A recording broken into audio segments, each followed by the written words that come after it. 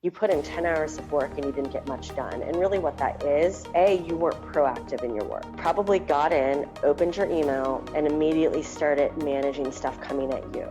It all became the most important thing. The email from the client certainly is the most important thing. But then there was those other things that you managed too that seemed important. But then at the end of a 10-hour day, you're thinking, I didn't get much done today. Or you still have that number one big project that you need to work on sitting on your shoulders.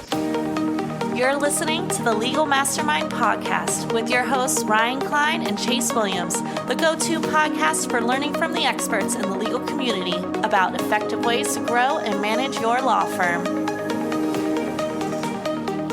Today on the Legal Mastermind Podcast, we have Sarah Tetlow, founder and CEO of Firm Focus. Sarah helps law firms and legal departments of all sizes increase their productivity, reach their mission-critical objectives, develop a strong workplace culture, and develop a plan for continuous growth and focus. Sarah, starting off, tell us a little about Firm Focus and what got you into creating this company. Great, thanks, Chase. I started Firm Focus after many, many years working in law firms of a variety of sizes. I was a litigation paralegal for over a decade and certainly saw the struggles and overwhelm that attorneys endured preparing for trial, depositions, organizing tasks, projects, time, and their attention. And so for a short bit there, I also was in legal marketing. The law firm that I had worked for in San Francisco as a litigation paralegal made the decision to eliminate the paralegal position. There was a team of 5 paralegals, and they dispersed all 5 employees. And they gave me, some would call it a promotion, or certainly a different career as the marketing manager. And I built that department up. It had been built up before, and then it was vacant for about 7 months before they put me into the role. And I really had to learn legal marketing from almost ground zero, and really relied on the Legal Marketing Association and grew a network of individuals there that were extremely helpful in learning quite a bit about legal marketing. And so in my history of working as a litigation paralegal and legal marketing, I sort of started to explore what my gift was, what I loved doing about both roles, because they are quite different from each other, and certainly love working with lawyers, but found that where I really had a skill and where I really shined was being very organized, very focused, and having a true sense of what was possible and communicating expectations or boundaries, proactively communicating the projects that I needed to do and their completion dates so that attorneys could focus on the work that they needed to do, and I could set up realistic expectations of when things could be finished or how we could manage the work. And so in that exploratory time, I realized that I have a gift of organization and productivity and attention management. And so started to launch the company that did not yet have a name, but of course in the business plan and coming up with all of the background of what it was for the business, the marketing, the 5 Ps. I wrote down all of the different names that were associated with what it was I was doing and came up with the name Firm Focus. So ultimately, the company's goal is to help attorneys boost productivity and reduce stress at work. I'll start with the 5 Ds. There's only 5 things you can do with anything you do, any task or project. And I like to kind of touch on those 5 Ds because I think it's kind of eye-opening that, wow, there really is only these choices of anything you do. I'd love to know everything about the 5 Ds. Okay, great. Whenever an attorney or anyone in their profession has a task or a project, and that also extends not just to work, but your home life, there are only 5 things you can do with any task or project. You can do the task, you can delegate it, you can delete it, you can delay it, or you can defer it out. And there's really no other option with any task or project. And a lot of times when we get overwhelmed with what it is we need to do, it's because we're looking at a project and thinking that it's a task. And so one example is changing a tire. A lot of people think that that's a task, and then it doesn't get done because ultimately you have to break it down into further steps. First, you might want to reach out to your network on social media or via text and ask them who they would recommend for you to take your car to, what garage is the top referral, or maybe you search some Yelp reviews. Then the next step is to call that place and find out when your schedule matches their schedule. And then the final step would be obviously adhering to that appointment and taking your car in. And so a lot of times things don't get done because we haven't broken them down. And when you break them down into those different steps and stages, then you have a better understanding of what part can be delegated out. We oftentimes aren't sure how to delegate because we're looking at a project and not seeing where we can get help on the project. But in the tire example, if you were to break that down, maybe you can ask an assistant, can you do some research and find the top rated garage that I can take my car to?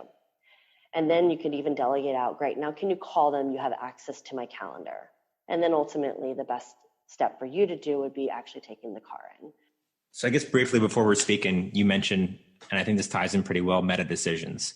Can you tell me a little bit more about those? Yeah, absolutely. So meta decisions are something that like a promise or a goal that you make for yourself. And they can be really personal and very simple as well. And an example of a meta decision that might be, this is really great as we enter into 2020 and you start establishing goals for 2020, which I think is really important to do. A meta decision is something like, I will make it home for dinner during the week no less than 2 days or 2 nights a week.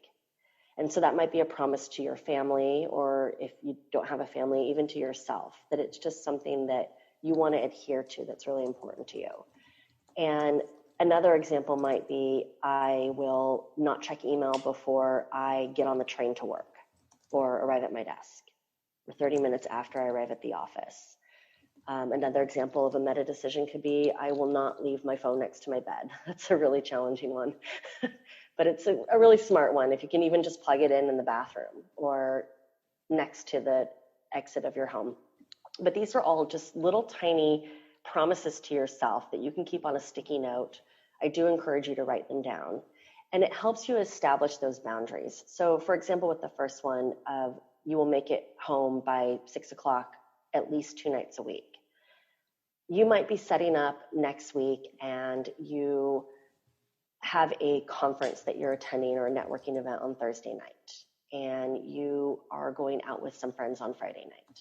And Tuesday comes around and you made it home on Monday night, but Tuesday you're working and this important deadline comes up that you need to stay late. So you have to assess what your possibilities are within your meta decision. So do you stay late tonight and do you still adhere to the conference on Thursday, but maybe you can reschedule drinks for Friday? Or you stay late tonight, but tomorrow night you know that you're going to absolutely have to leave that office in time to get home to your family. And I encourage you to think about no more than 2 or 3 meta decisions that are really simple like that, and write them down and review them weekly or have them posted somewhere that you see them. And just remember that promise to yourself of setting those boundaries that are important to you. I think the big takeaway is all this stuff, it sounds like it's so easy, but it's really hard. I know maybe this time last year, I was like, you know what? Everybody meditates. They say it's the best thing in the world. And I was just talking to my brother and he's like, it's easy. Just download this app called Calm. So I downloaded Calm. I used it on January 1st and I never used it again. And it sounds like it's easy. It's 10 minutes a day and it makes your life so much better and it'll make your life more balanced, but it wasn't for me. Right. And I still, even with the New Year's coming up, the New Year's resolutions, I'm like, I want to meditate. I want to have that sense of calmness. So circling back to my question, like, what are some ways to start? Like, we know this is so important. What are some like easy ways, or like maybe some triggers where you've seen some success? Okay, so this is great, and I loved your lead in because calm is not a priority for you. That's it. It doesn't mean that meditation is not a priority for you, but going into an app and doing it that way is not the way that's going to work for you, is my opinion on that. And so, and we all kind of fall trapped to that. I've done the exact same thing. I think, is Headspace another one where at one point someone said, this is the one to do. And it just didn't work for me. But that doesn't mean that you can't or aren't finding other ways to meditate. If meditating is a priority of yours, then you certainly can do it another way. So easy steps or ways to initiate these practices. And first is to not fall trap to what others are doing, but take the idea like, oh, it sounds great to start meditating in 2020. Take that idea and first take a step back and go, what will work for me? Is it the Calm app and maybe you try it and maybe you do abandon it? Or is it, 10 minutes in the shower? That's the same thing. It's alone with your thoughts, where I would turn off any other noise or distractions and just have that moment. That's essentially the same thing. Is it, what other time do you get to yourself where you can really utilize it to do that thing that might be important to you? Isn't it funny that it's hard to get into the swing of doing things that benefit you? Even if we know that they're good for us and they're going to pay off in the long run, sometimes it's hard to get into that habit. And speaking of which, I think one takeaway I can have for listeners, in 2019, one of the best books I read was The Power of Habit by Charles Duhigg. Mm-hmm. And it's really great for perspective, and it's exactly what you're saying, Sarah.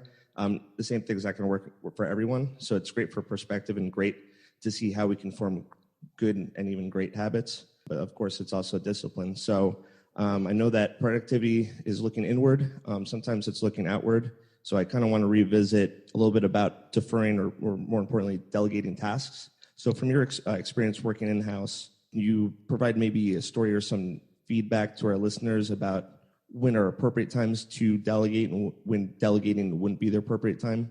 Right. So yeah, that's a great question. And I'm going to let you know first what I see a lot when it comes to delegating. When people are, I'm going to talk about attorneys specifically because that's where my experience lies. However, this translates to other people or other industries. But this is where delegation goes wrong and where they think they're delegating is in a panic, they run down and they get help on doing something because it's become urgent. And it's now urgent, it's now important, and they are in a frantic sense of needing help on it because they've mismanaged their time or mismanaged their attention on something. And another way that delegation goes bad and where people say, I'm not good at delegating, and so I'm just going to do it myself, is when they delegate out something because they really just don't have the time or attention to deal with it at all. And so they give out a project and then they aren't following up with the person that they delegated it out to, or when that person gets the final project done and sent back to them, it sits in their inbox like, oh yeah, I got to look at that. They got it done for me, but now I have to do the next thing with it. And it gets abandoned. Ultimately, you're doing the thing that only you can do. And so that translates to other projects or tasks that you have where you're questioning how to delegate it. Break it down into the smaller pieces and then assess what it is only you can do versus what it is others can help you with. How can a lawyer that's listening right now identify if they just aren't being very productive? Do you have like a checklist or do you have a survey where do you do these habits? Do you do this every day? How many times a day do you do it? And then they kind of calculate it and they're like, wow, I'm very unproductive. I love the idea of a checklist. So I'm going to write that down and put that in my 2020 goals, but I can answer it a different way. Okay. So ways that an attorney could identify, or anyone in their profession really, but certainly an attorney could identify that they are not working productively.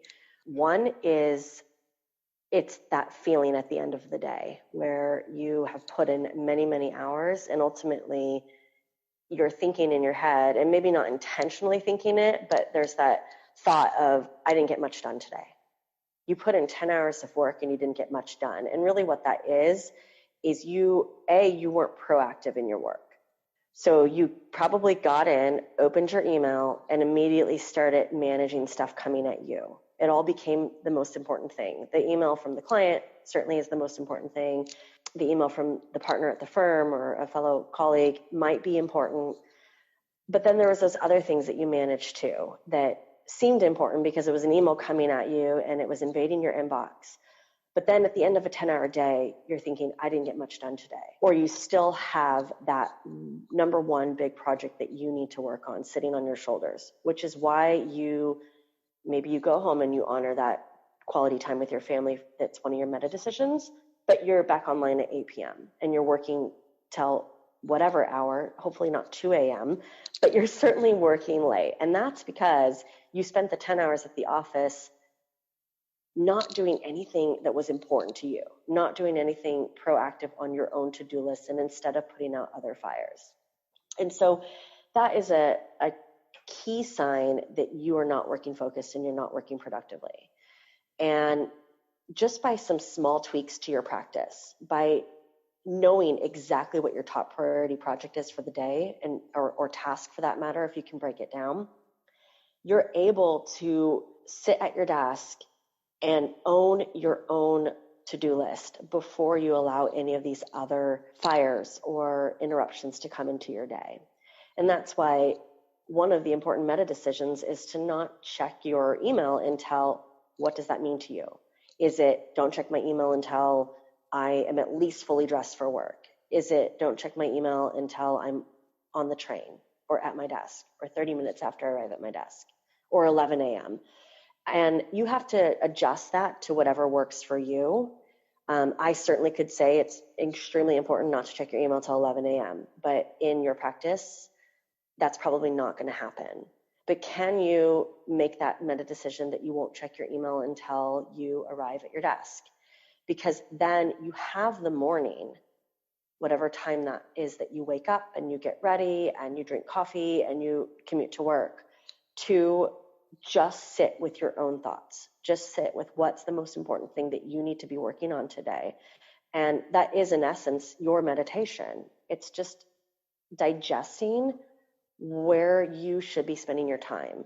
And by doing that, when you do check your email, because we all do that pretty much first thing, it's exciting. It's like Russian roulette. What came in overnight? What is it fun? Is it harsh? Is it going to require my attention today? Is it not? Can I get little rewards and delete a couple of them? But by first just sitting in your own thoughts before you touch email, then you'll know when you see that email, does this take precedent over that number one thing that I've already identified for myself? If you check your email when you first wake up, guess what? That is the most important thing that has come into you. And you forget about anything that's on your own to-do list until 8 o'clock at night. I mean, there's definitely emphasis on email. I guess I'm assuming that's something you have to work with lawyers on.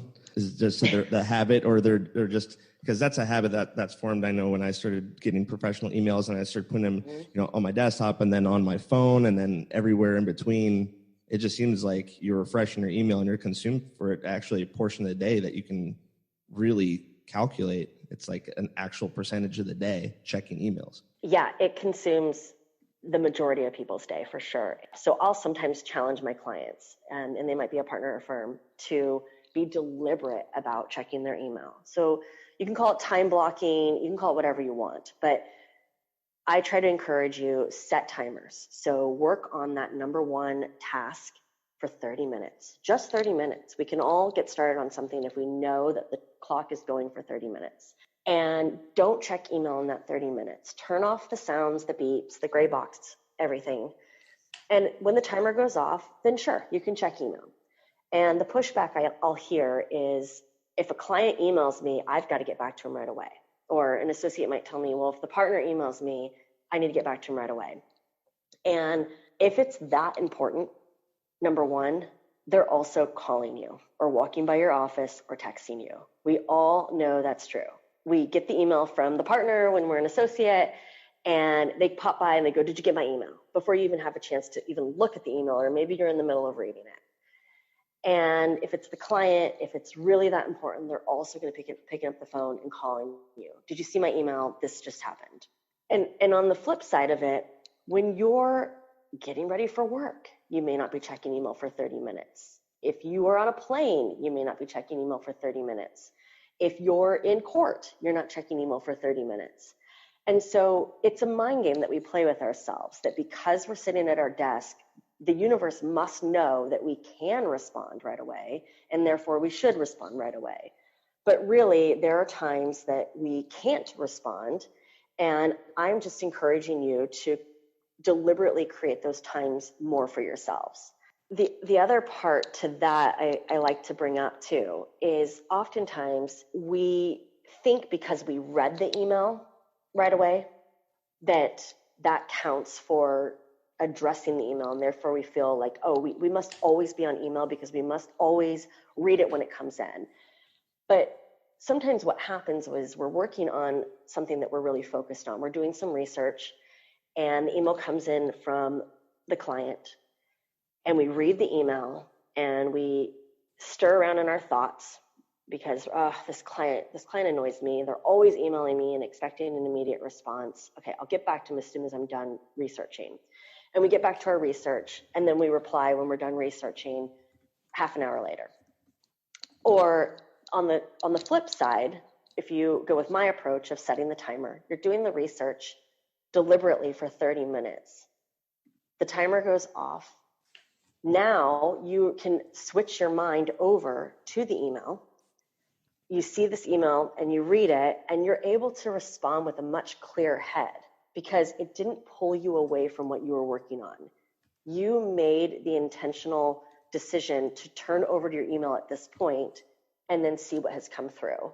And with that, if you both, Chase and Ryan, don't mind, I have an exercise I can kind of demonstrate to show what it does to your brain to task switch. Well, we've been waiting for this. Let's do it. Let's do it. So in that example I just gave, in the one sense, you're working away and the email comes in and you read it and then you go back to your research. So you task switched. And in the second example I brought up, you're doing research, you're on a timer, everything's turned off, the timer goes off, now you turn over and look at your email. And so if the listeners are not driving and they're at a point where they can grab a piece of paper and a pen, and if not, I would just encourage your listeners to do it at a later date when they can grab a paper and pen. And usually I'll have you do 15 dashes on 2 separate lines, but we can just start with a fresh, clean piece of paper. And what I'm going to do is I'm going to give you 15 seconds to write out on the paper, I am fully focused. I am fully focused when I say go. And then below it, you're going to write the numbers 1 through 15. There's 15 letters, so essentially the letters and the numbers will correlate. So again, 15 seconds to write, I am fully focused. And then below that, the numbers 1 through 15. Begin. Stop. I only got 14. I got 15. I think I was halfway done writing the 5 and 15. My handwriting's better. My handwriting is not legible at all. So Chase and Ryan, if you can rate the quality of your work between 1 and 10. So 10 being it's awesome. The quality of your work is, were you able to finish the project? How's your handwriting compared to your normal handwriting? Oh, this is how it always looks. So maybe it's a 10. Yeah, exactly. If that's your handwriting, then you're just comparing it to your normal handwriting. And then your stress level. How much anxiety did you experience knowing you were up against a deadline and you had to get this project done? And then if you want to turn the paper over or if you have more room on the bottom, we are going to do it one more time. And this time you're going to jump from your top line to your bottom line. So you'll write the letter I and then the number 1, the letter A and the number 2, all the way through E14 and D15. And we have the same amount of time to complete this project, which is 15 seconds. All right. So ready? Begin. Stop. I only got to 8. Mine still makes sense. It says, I am fully focused. And you got numbers 1 through 15? 11. Then you didn't go up, down. Oh, fully focused. I gotcha. Yeah. I missed the E and D. Oh, and actually, I probably did something odd then. Yeah, your numbers don't align. Oh, I didn't do that. I didn't get the chance to do the 12 with the S. That's why. So again, you'll rate the quality of your work. So were you able to finish the project? How was your handwriting? What was the quality of the work overall? And how much stress did you endure with this exercise? And then Ryan, you want to share your 2 qualities? Sure. So for the first, I wasn't stressed at all. I don't know why. I just was doing it. And then my handwriting looked almost exactly the same. So I said that the stress was a 3 and the quality was a 9. Mm-hmm.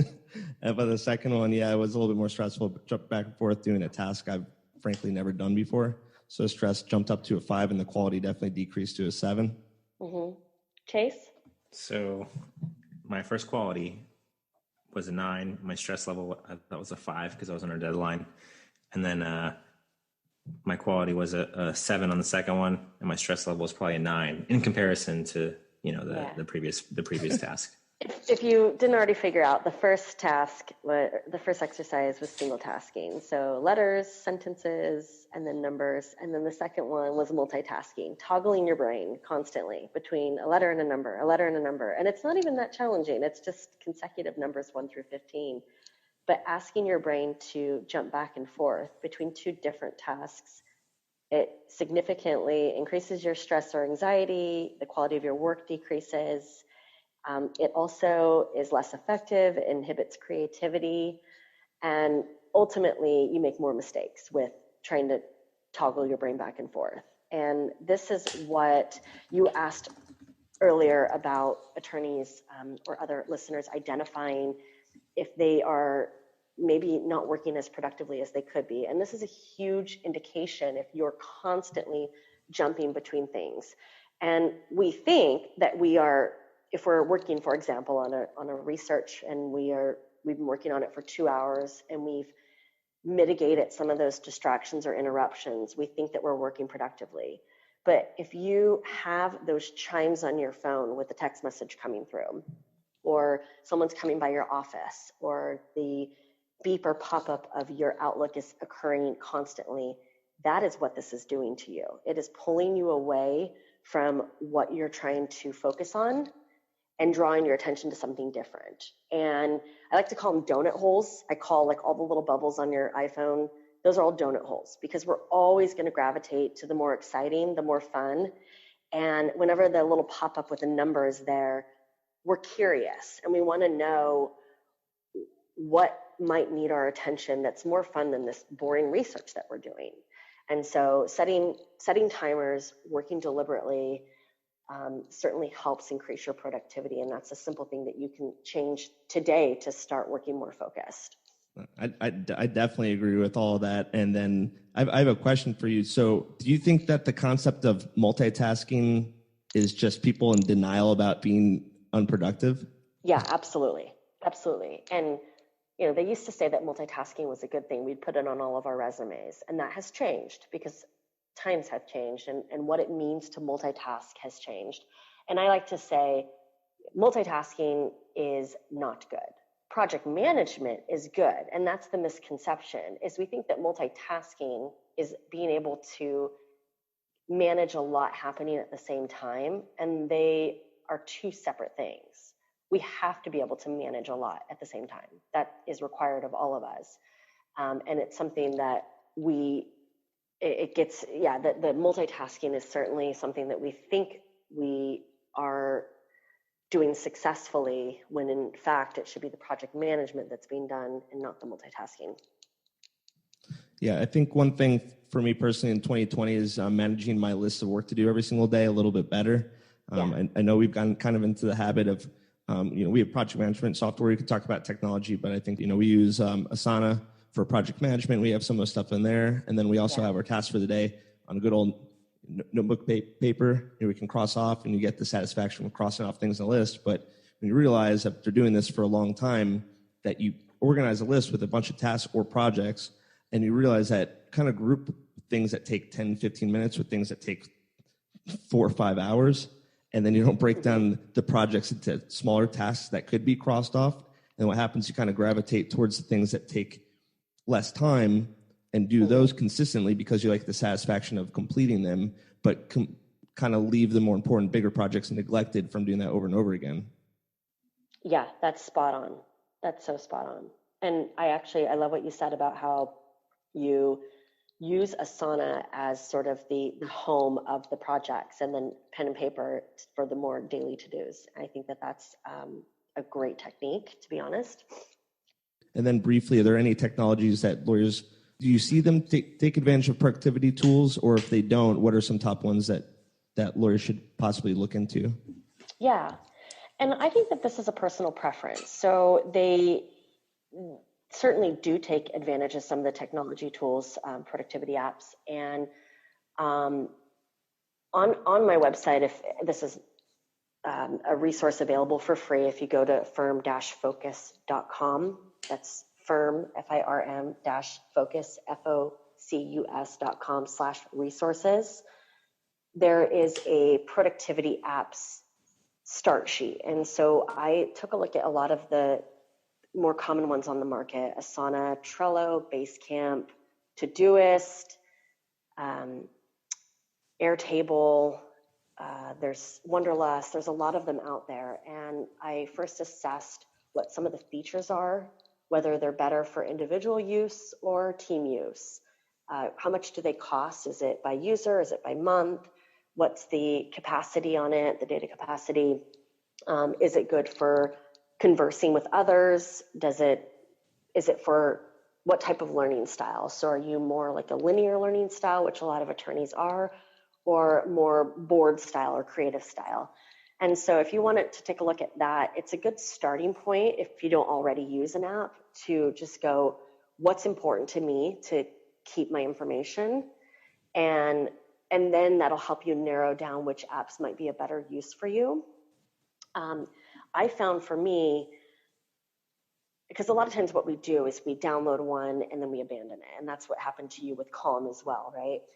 It's because it's just not the right fit for you. We want it out of the box, and sometimes we don't have the time or energy to customize it to fit our learning style. But a lot of these apps are great and really can be customized for whatever you need as it relates to your reminders and the way you like to look at your to-dos. And for me, I found that Todoist worked because I like things in kind of an outline structure, and it hit all the other needs that I have. It sends reminders, I can do sections, I can include other individuals when necessary. But Asana is also a wonderful productivity app. And if you like storyboard style, then Trello is great too, and so is Airtable. So really it's a matter of identifying who's going to need to use it, how do you like to structure it, and then most importantly, a lot of times our thoughts, our projects, our needs, our most valuable asset is, and so we need to know wherever it is that we're homing these ideas or these to-dos, we can trust that that system's going to work and deliver them back to us when we need them. And so all of these productivity apps have that function to do it. It just has to be in a way that works for you and doesn't create more overwhelm when you're getting the reminders from the productivity apps that you scheduled this project to be due today, because the today you thinks that the future you can get it done on that particular day. So you have to still be cognizant of what it is that you're preparing yourself to be able to handle in the future. You could tell anyone that wants to work on their productivity just 3 things to focus on 2020. So if your listeners were to walk away with just 3 takeaways of what they can change today, one would be turn off the notifications, turn off the sounds. That is such an impactful start to your day. The second one would be to set those meta decisions, and just, again, 2 to 3 of them, really simple. But what's an important thing for you, and how can you break it down to a tangible task? And the third one would be to set timers. And they kind of, at least they all go collectively together, because if your meta decision is to leave by 6 o'clock, then you're setting timers throughout the day to get the work done so that you can leave by 6 o'clock, which brings me to, if you don't already know about Parkinson's law is the adage that work expands or shrinks so as to fill the time available for its completion. So if you are sticking to that meta decision that you're going to leave at 6 p.m., then you will set timers, turn off distractions that you're able to control, and get more done so that you can leave on time to commit to that honor that you have for yourself or for your family. I love it. There's a ton of podcasts to listen to, and they always refer to Parkinson's law, and it's always hard to put it in perspective. But then when you're in the moment, it's like, I just spent the whole day working, and I'm still working, and it's 8:00 at night, and it just like totally makes sense, and it's pretty remarkable. It's those open-ended, undefined days that are unproductive. Anyone listening is intrigued by learning directly from you about enhancing their productivity. What are some ways they can get in touch with you? So they can reach me at Sarah, SARAH, at firm, FIRM-focus, FOCUS.com, Sarah at firm-focus.com. My website is also www.firm-focus.com. My phone number is 925-808-9995. And I welcome your listeners to also reach me on LinkedIn. I do post a lot of tips on there, and some articles and access to more information on how they can continue to work productively. Thanks for listening to the Legal Mastermind podcast. If you're interested in working with Ryan and Chase, please email mastermind@marketmymarket.com. Make sure to join the free mastermind group for growing and managing your firm at lawfirmmastermind.com. Ryan Klein and Chase Williams are the managing partners at Market My Market, one of the top legal marketing companies in the United States.